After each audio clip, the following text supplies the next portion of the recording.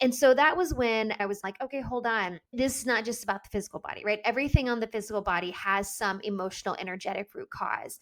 And if we really want to get to the quote unquote root cause, we can't leave out that energetic piece, the emotional piece. Like that's where it all starts. By the time the physical symptoms have showed up, like this has been something under the surface emotionally, energetically for a long time. The final straw is your physical body like knocking or banging maybe at the door, like, hey, I'm trying to tell you like something is off.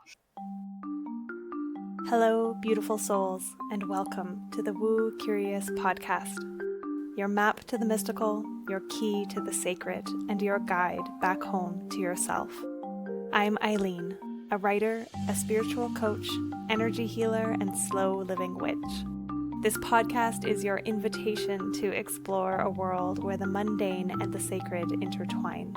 It's a haven for those ready to take the first steps into the realms of magic and mystery, providing a safe space for you to embark on your own enchanted journey towards healing and self-discovery. Here, I'll unveil the whispers of the mystical, the rituals often hidden in plain sight, and I'll engage in sacred conversation intended to stir your soul and lead you back into your power. I'm all about demystifying woo and witchcraft.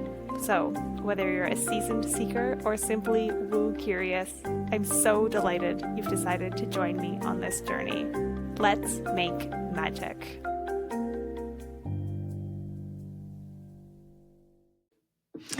Hello, Woo Crew, and welcome back to another episode of the Woo Curious Podcast. I am your host, Eileen, and I am here today with a guest episode.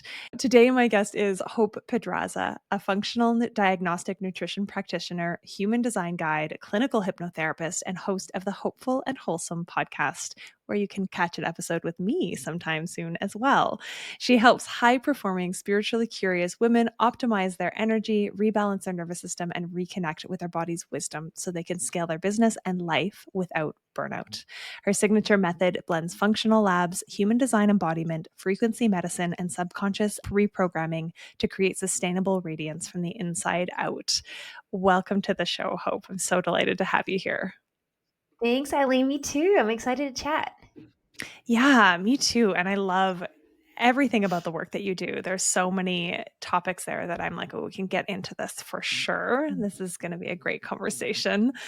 But I always like to start my conversations with guests on the podcast with a question about your connection with spirituality and the woo, if you will, and how your journey was coming into connection with that, if it's always been present for you, if it's newer, and how that informs the work that you do today. Yeah, I love this question. I love that we're starting right there. And so the question you asked of has it always been with you? I think for a long time I didn't know that, but yes, I grew up in a very conservative religious household. And so for a long time, my spirituality was all very religious based. And I had this spirituality, like I was always interested in like angels and spirits and that kind of thing.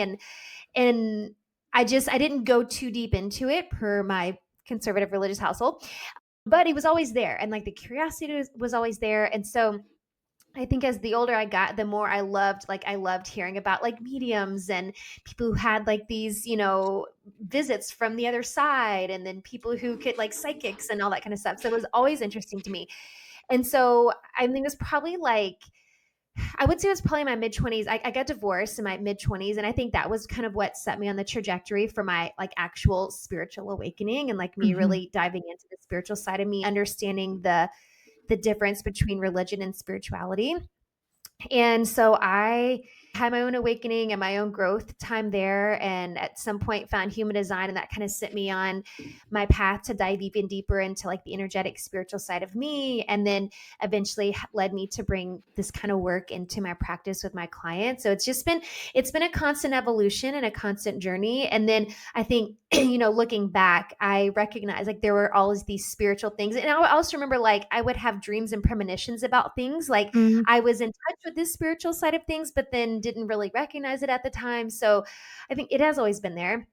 Just like I feel like it's there for everybody. It's just whether we choose to tune into it or not, So, Yeah. but now I'm like fully in it and into the woo and all the witchy woo stuff. And yeah, I'm all about it. And I love bringing it into my work with the women I work with. Yeah. Oh, I love that story. And there's so many common threads. I think almost everyone I speak to is like either they were really connected from an early age, or looking back, they can see how they were connected because we are spiritual beings. We are connected Yeah, on deeper and broader levels than just the purely exactly. physical. But our society often tells us that that's not allowed or respected unless you're within the confines of a specific religion, for sure. Exactly. Yeah, and a common thread between you and I too, that divorce and then spiritual awakening, that's a part of my story as well, being in a Mm, relationship where it wasn't safe to explore my curiosity. He was like it just wasn't safe. He was derisive of anything that wasn't like cold, hard, scientific, proven yeah, fact. yeah, I yeah, often yeah. say he was an atheist in a way that only a devout Christian can become an atheist. Yeah, I know what you mean. Yeah, yeah, and so that Yeah. freedom to explore our own curiosities and spirituality as women, especially when we leave relationships that are constrictive or confining, I think that's a really relatable experience for a lot of people.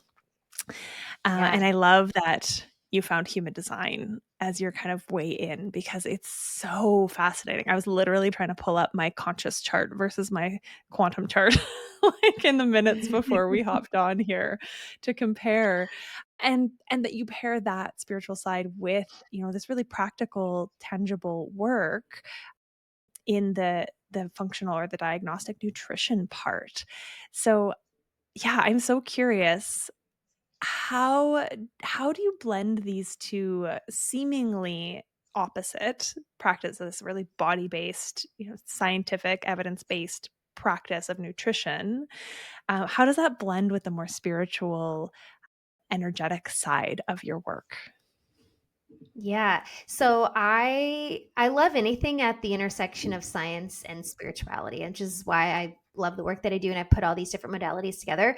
And so for me, when I'm well, I'll back up. So it kind of came from my own journey, but then also working with women.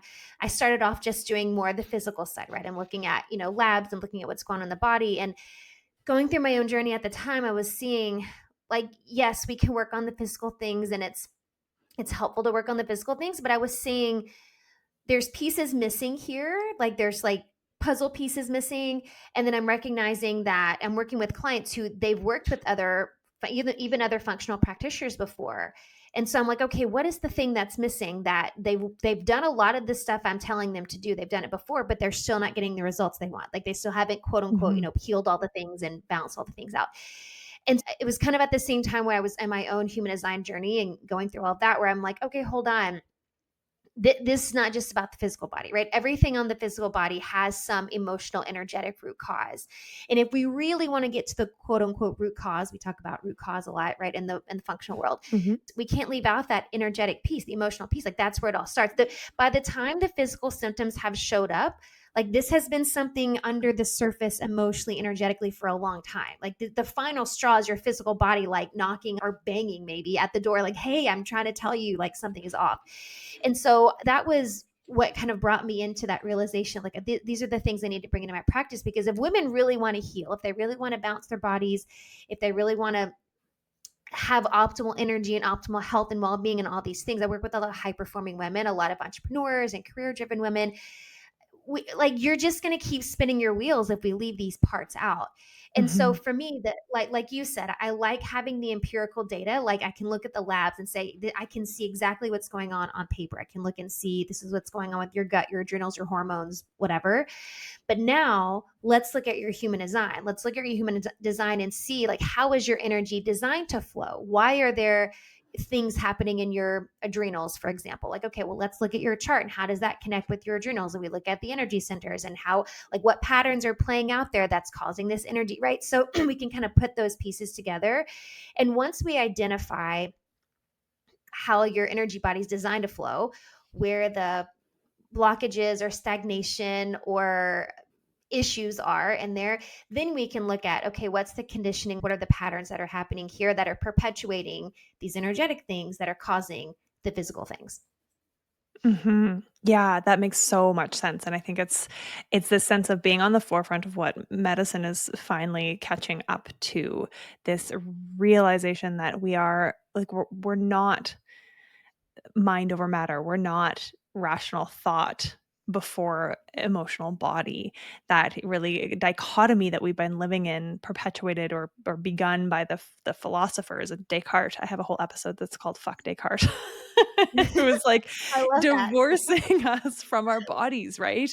We're Yes, coming into realization that we can't separate our parts. We are whole humans, and that includes the spiritual, the emotional, the physical, the that's mental. it. And Yeah, I love yeah, that that's woven in to the way that you're helping women heal, and likely why you find success where they haven't found success with other practitioners before. yeah, It's so exactly. Yeah, important. yeah, Yeah. Yeah. And I know that you focus on minerals, or I know that mineral piece is part of your work, not just hormones, not just, those other things. Tell me a little bit about that, because I have a vague sense of like, yes, I know there are minerals in my body, and I was a midwife in a prior life, so I used to look at labs, but yeah. specifically how I don't think they get the attention perhaps that they deserve. So yeah, share a Agreed. little bit about that Yeah, with us. yeah. So a lot of the women who come to me, that's the first thing they say is like, "Oh, I just want you to fix my hormones." And so often we focus on the hormones because that's usually like what's happening on the surface, what's causing a lot of the things that we're experiencing viscerally, right? Like the Mhm. hormonal things. But the hormones actually aren't the problem, right? The hormones are the little messengers telling us something is happening, but we Right. really have to look under the surface to see why are our hormones doing this, that, or the other. And for me, that piece is the minerals. If we look at the most foundational, like foundational element of our bodies, it's our cells, right? It's what's happening in our cells. And Mhm. if we're looking at what's happening in the cells, that's where the minerals are doing their thing, right? This is where all the minerals, so every minerals are called the spark plugs in the body because every reaction in the body Mm. requires minerals in some way, shape, or form. So every hormone, enzyme, peptide, protein, neurotransmitter, like minerals are involved in some way, whether they're the catalyst or the cofactor, they're involved. And Right. so we want to look at a foundational level. What's happening? Why are the things in my body working the way they are? We have to start looking at what's happening at a cellular level, and it's the minerals. That's where we start. So that's that base level look at the body, and then from there, then we can start to connect the dots. Oh, this is why your hormones are doing this, or your gut is doing this, or your thyroid is doing this. But it always goes back to the minerals. Right. Oh, that's really interesting, and like a beautiful reminder, for some part of my brain knew some of that at some Of point. course. And then weaving that into like connecting those minerals to the different energy centers, the different chakras, connect that connection again on that deeper level. I'm really curious, are there specific minerals that are associated with specific energy centers, or specific types of imbalances that you see Yeah. associated with that? Yeah. So the way I look at how those two pieces fit together, it kind of goes back to a concept in traditional Chinese medicine where it talks about the yin and yang in the body all starts with the endocrine system, right? Which are the hormones. And so Mhm. every chakra, every energy center or chakra, whichever word resonates with you, all of these are associated with specific organs or glands that emit specific hormones. So for me, when I'm looking at the energy centers, I'm usually looking at it in terms of human design. So there's 9 rather than 7 main chakras in the chakra system. Right. But I'm looking at what organs or glands are associated with these specific energy centers. And then we can look at, okay, what hormones are emitted there? What Right. what functions are these organs or glands doing in the body? Then we can look at the minerals. So for example, the root center, which is a really common one to find issues with because it's associated with our adrenals. Our Mhm. adrenals are responsible for the stress response in the body and some other things, some hormone production like progesterone. And when we get to, menopause, it's estrogen too. So our adrenals are responsible for a lot, especially as women. We ask a lot of our adrenals and a lot of us don't take very good care of them. And so I Mm. see so many imbalances here. And if we're looking at like talking specifically about minerals, things like magnesium, potassium, sodium, those are all going to be directly related to how your adrenals are functioning. And then on like an energetic level, that this is where I would look at someone's human design. Okay, Do you have a defined root center? Do you have an undefined root center? Like, how are you designed to deal with the pressure, right? That's that safety and the pressure that center is all about. Then we can kind of decode things from there. But it's looking at the centers, connecting it with the functionality in the body. Then we can look at what minerals do we want to use to support that specific center. Okay, yeah, that makes so much sense, and it's so fascinating and like ties right into so much of the I think where our work overlaps that like how much our adrenals are working and overworking specifically in today's culture, in the environment in which we're operating, with the pressures that we have on us to perform, to be productive, to produce more, faster, not reach out for help. And so I suspect that, well, I know that a big part of your work is helping women, specifically entrepreneurs, but women in general, manage or avoid or recover from burnout, right? That's the word, the big buzzword that we're all hearing Mhm. so much of these days. Um, yeah, I don't know if you want to speak a little bit to Yeah. just how you support people with that, how they can recognize those signs and Yeah. yeah. Yeah. It's a big question. And it is kind of a buzzword these days. And I feel like we hear about it a lot and people talk about it a lot, but then it's either like in some circles it's glorified, right? In some circle it's Mhm. like, well, it's normalized. Like I guess this is just how it is. Like this is how I have to do things because I don't know any other way to do it. Mhm. And then there are some circles, which I'm sure a lot of the women listening to your podcast who are like, I know I'm not here to do things that way. And you might be in the thick of it. You've experienced it before. You feel like you're on the verge of it, or you're like, I've been there and don't want to go back there. And I think everyone listening is probably aware enough to know that there's another way to do things, right? We don't have to do things that way to burn ourselves out. We don't have to sacrifice our body and our mental health and all the things. But I also think that, like you said, how do you recognize it? I do think sometimes that we in our own bodies normalize it too. Like we Mhm. feel things, and then we're like, oh, this is normal because I'm getting older, or I'm a woman, or oh, I had my period, and that's why. Like we try to like justify why we're feeling things that are all these signs of burnout, the Mm. exhaustion, the brain fog, the mental exhaustion, the wired but tired feeling, the hormonal fluctuations, the mood swings, the sleep issues. I mean, there are a laundry list of symptoms associated.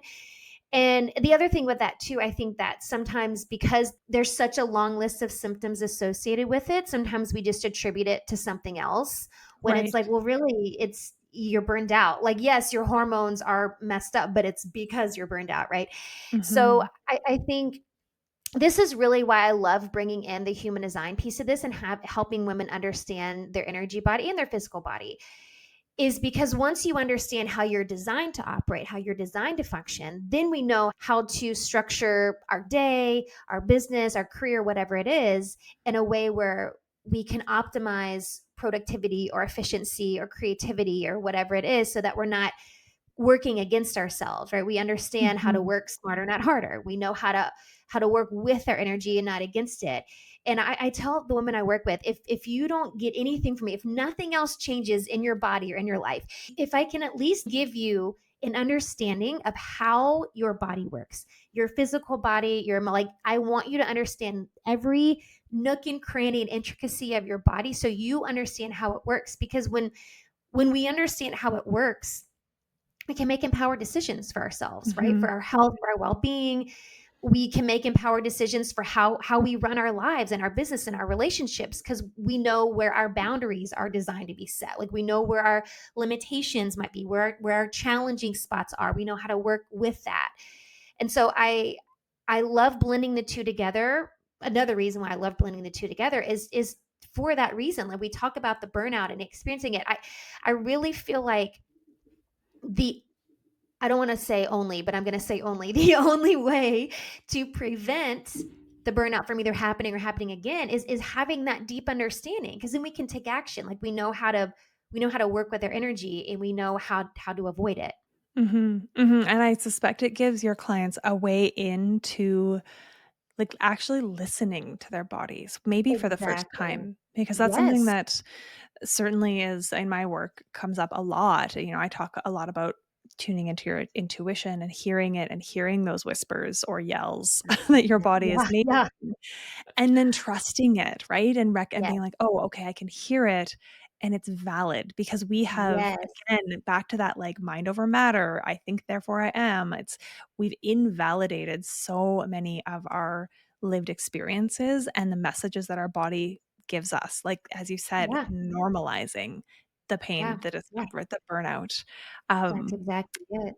yeah, the other layer that came to me as you were listing the symptoms of burnout, which, yeah, I've reviewed a few, like, obviously I work with women who are feeling that way and burning out, and it's something I talk about, but it just dropped in that I was like, "Oh, those are all the symptoms that we attribute to perimenopause," which Yes, is very front of mind for me right now as I'm kind of yeah, moving into that part of my life. A lot of my clients are in that part of life. And again, normalizing these things that actually, yes, there are changes, yes, there are shifts, our hormones are moving, but the symptoms of perimenopause are so much worse today, I think, I suspect, than they were when we didn't live in this like high cortisol, low, mhm, like yeah, stressed out, yeah, crazy, busy yeah. state. I agree. Yeah, Yeah. Well, and I think it's like I was saying before about our adrenals. Like we're asking our adrenals to do a lot.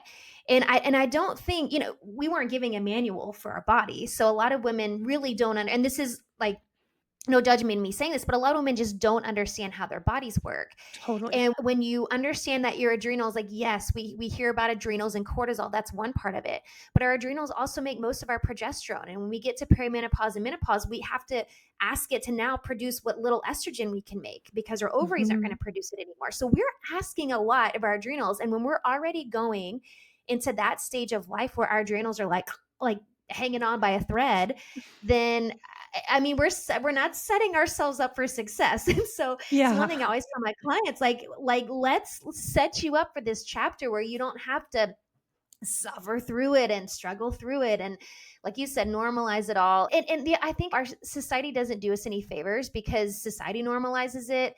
Traditional conventional medicine normalizes. Like I would say 95% of the clients I would say close to 100. There might be a couple that haven't have experienced some level of medical gaslighting in their Mm, life where they've gone and just been completely dismissed, brushed off. Oh, mhm, you're a woman. Oh, it's just anxiety. It's your hormones. You're getting older, and blah blah blah.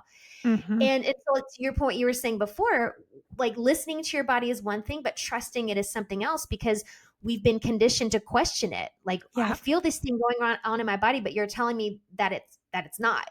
So we question it, and yeah. that's a huge reason why so many women just put up with annoying symptoms or even potentially like life Threatening altering or symptoms. yes, right, right, Yeah. right, exactly. It's like, well, that can't be right. Yeah, that line of, it's all in your head. It's Yeah. so it's so dismissive. I'm just thinking about my Yes. sister a little bit. Like, she suffered from tummy aches as a kid because she had anxiety, but we didn't have words for it back then. Right. And Right. it was always all in her head. And even Mm. until even recently, she was in pain, and like, my mom was like, "Are you sure? Do you need to go to the—" Anyways, she got to the hospital and needed like an immediate like appendectomy. Like, Oh my her appendix was gosh. going to burst, and the people around her were questioning, and out of Yeah. love and like nothing malicious, but it's so ingrained that these Yes. experiences that are very real in our body, we're told we're imagining them, when in Yeah. reality it is the lived experience and the difficulties of being alive that Yeah. cause Yeah. mental and emotional pain and trauma, which is then translated into our bodies. Mm. And just because it doesn't have a nice, neat little answer that physicians can be like, "Oh, it is this, and I prescribe you a Right. pill to fix it," Right. it gets Yes. dismissed. Yeah. Yeah, exactly. Yeah. Yeah. So, how do we start to take care of our adrenals? I know that's a big The question, and question. it's Yeah, yeah, yeah. yeah. The question of the century. Well, I think I would say starting with minerals. We are talking about minerals earlier, and that's really would be my first recommendation since that's kind of that foundational piece. And so magnesium, sodium, potassium, those would be the first three minerals I would focus on. Magnesium is one of those minerals that more than the majority of us are deficient in. Our soil is so depleted, which is where Mm, the majority of the source would come from, would be like really good quality soil. And because right. of, conventional farming practices and yada yada, all that are it's very depleted, right? As is a lot of our nutritional density in the food. But magnesium is one of those. I'm always a food first practitioner, and we're going to supplement to fill in the gaps. But magnesium is one of those I recommend every human should be like. I give it to my kids, I give it to my husband. Like every human should be supplementing with magnesium, just because we're all lacking, and that's Right. a really important one for our adrenals. Potassium is another one, and potassium is also really important for our thyroid, and our adrenals talk to each other. They have a really special relationship. So it's kind of a 2-for-1 there. Potassium is one of those that we actually need a lot of. The RDA, the recommended daily allowance, is like 4,800 milligrams, which is a lot. And I dare say most of us are not getting that. And potassium plays a really important role with how your thyroid hormone gets into your cells. It helps support your adrenals as well. So that's a really important one for both of those. And then sodium. I have a whole episode on a podcast about sodium, because there's so much to talk about with sodium. It's, sodium is demonized like a lot of other things, like carbs and fat and all the other things that have been demonized over the years. That are And, actually really good for us. right, exactly. And I think it was like back in the 90s was the big thing. It's like, oh, everybody's going to have a heart attack from all the sodium, right? And the thing with sodium is, first of all, our bodies need sodium. Your adrenals use more sodium than any other part of the body. Like our adrenals need sodium. Our bodies need sodium. It's like it's an electrolyte, meaning that's what helps with that electrical current, right, between cells. Like that's what gives us that electromagnetic quality about our bodies. Sodium is one of those. And we are so easily depleted with sodium, especially when we're not replenishing it. But the thing with sodium that many people get wrong is that it's not about the sodium itself, it's about where we're getting it, right? So there's a huge difference Right. between table salt and good quality unrefined sea salt, right? Table salt is like the equivalent of white sugar, which has been stripped of every other nutrient, and it's just the sodium chloride. When you have an unrefined sea salt, which you can pretty much find anywhere these days, because a lot of people know it now, and it's kind of trendy to get the good sea salt. You have 80 to 90 other trace minerals in that little grain of salt. So it's giving you all the other minerals and helping all the things go where they need to go. So it's your cells aren't just sucking it up and holding on to it, which, when you eat a lot of high sodium food, you get that fluid retention, right? Those extra minerals, those little trace minerals, are basically going to help shuttle it where it needs to go. So your body is absorbing it in a much different way. And so that's the problem with salt. It's not about, it's just where we're getting it from, the quality of it, not the amount of it per se. That makes so much sense to me. And I love that you're bringing up not only the sodium, those other trace minerals, but then also like the fats and the carbs and the I was just luxuriating and scooping the creamy fat layer off the top of my natural yogurt today and being like, this is so good. But for those of us who grew up in like the 70s, 80s, early 90s, the conditioning is so deep that salting your food is bad. I haven't bought table salt. I don't know when. Like I was in my early 20s. I hadn't learned anything about food when I last bought table salt. I used kosher or sea salt. And even there, I remember once being like, am I eating too much salt? And I weighed out the recommended daily allowance. And when you're working with something like sea salt or table salt, the grains are bigger and there's air between them. So you're actually using a lot less. I remember seeing the daily recommended amount. I was like, I use that in a week. And what are we doing? Right. But yeah, I think it's really important to have these conversations and remind us that, it's not the salt or fat. They're not the demons. They're not bad for us, but we do have to be conscious of what kind, where we're getting it from, how much obviously is important. Exactly. And even just that reminder of the fact that our food is less nutritious these days. I was having a conversation recently with a colleague. I call it my night job. I work as a waitress part-time on the side. And I had this big party of 18 people who were all having a big tasting menu, and none of them had allergies, not one, but they were Filipino.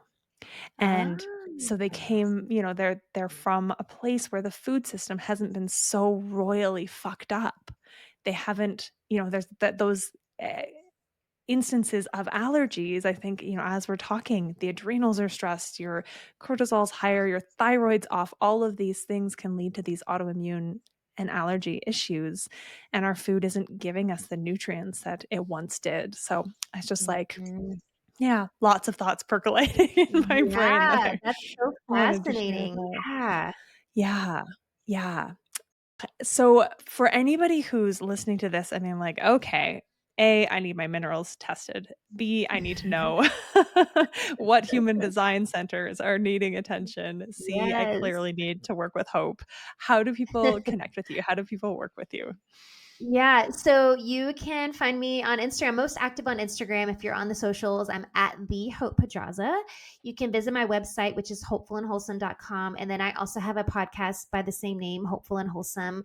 If you want to listen to me a little more, learn from me there before diving in. But yeah, lots of options and lots of ways to work together with all of the things. Lovely.